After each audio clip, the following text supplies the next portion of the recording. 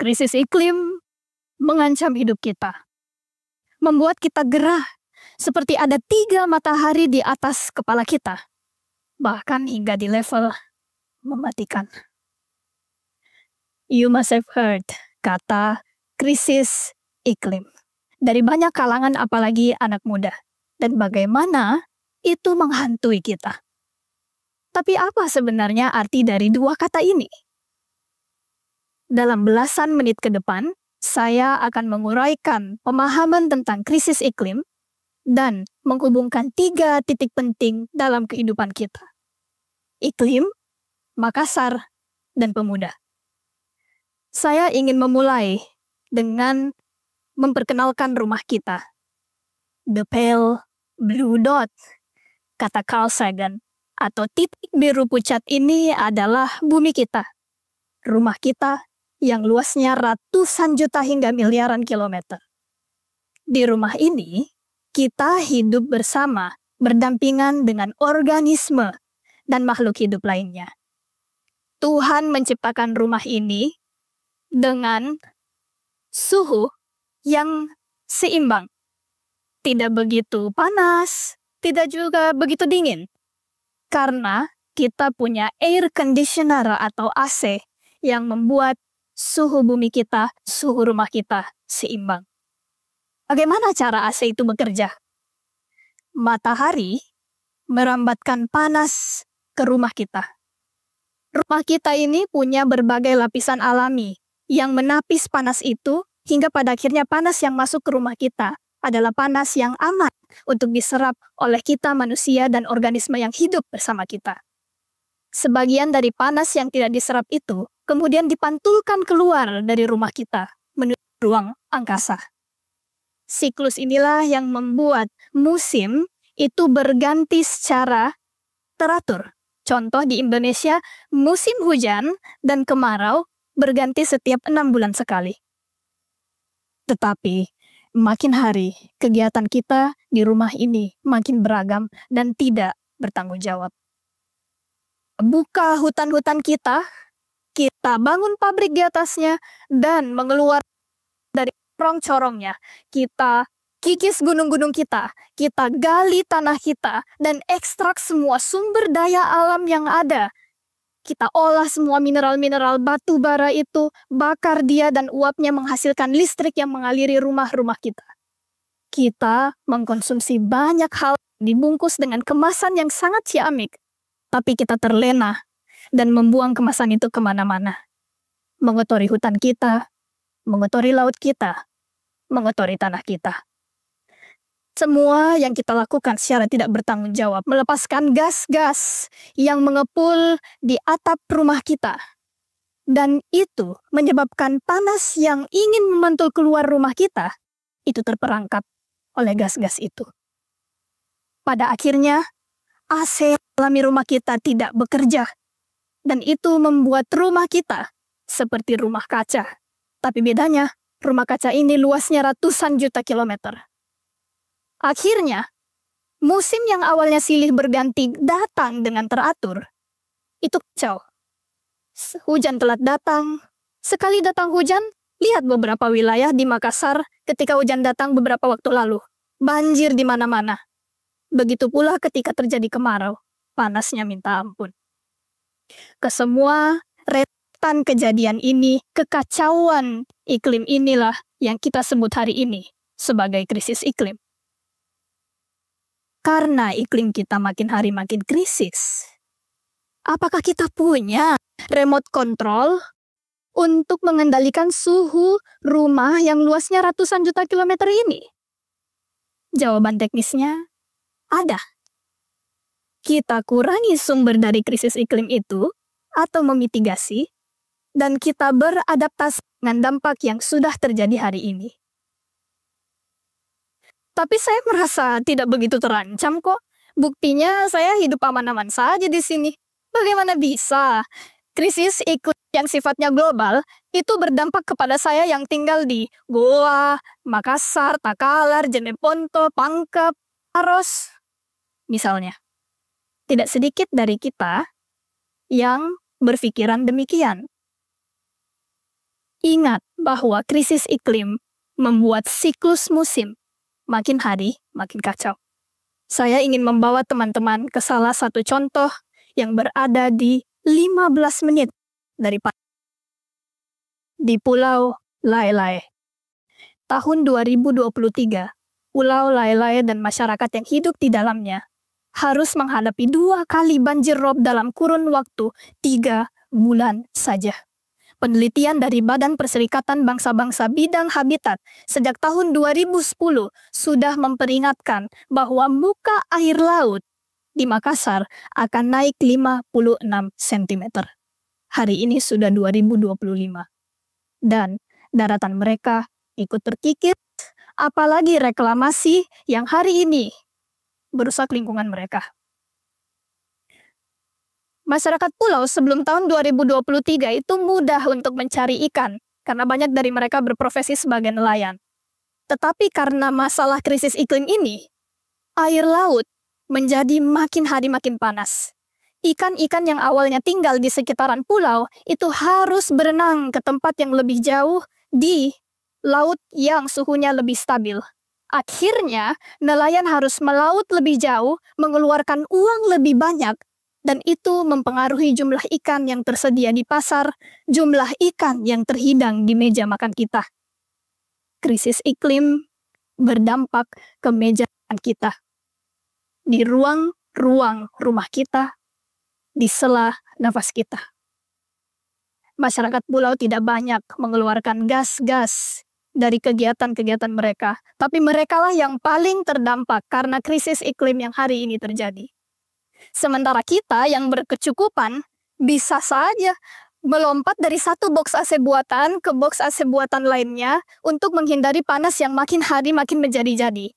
Kita bisa membayar lebih untuk menikmati makanan yang seharusnya tidak perlu membayar mahal jika krisis iklim tidak terjadi. Itulah yang terjadi hari ini. Sayangnya, tidak semua dari kita paham bahwa ini sebenarnya terjadi karena iklim yang makin hari makin krisis. Dan seharusnya kita semua yang mengeluarkan gas-gas itu bertanggung jawab untuk menyelesaikan masalah krisis iklim ini bersama-sama. Tapi ada 2 kondisi hari ini. 1, tidak semua orang paham. Dan 2, tidak semua dari kita mau bertindak. Kita hanya punya waktu 5 tahun untuk menyelesaikan masalah ini. Tentu ini tidak adil bagi kita kalau misalnya kita hanya punya waktu 5 tahun untuk tinggal di bumi ini.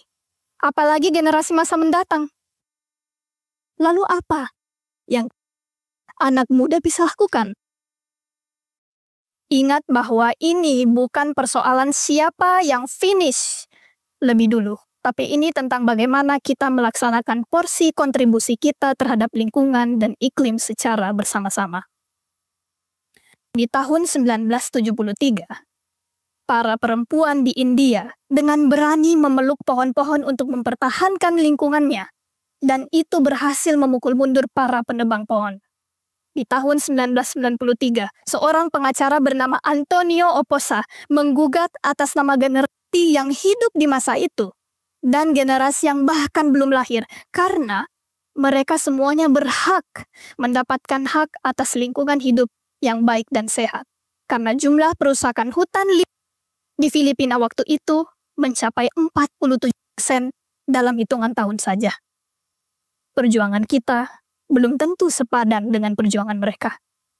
Tapi kenapa kita tidak ambil bagian?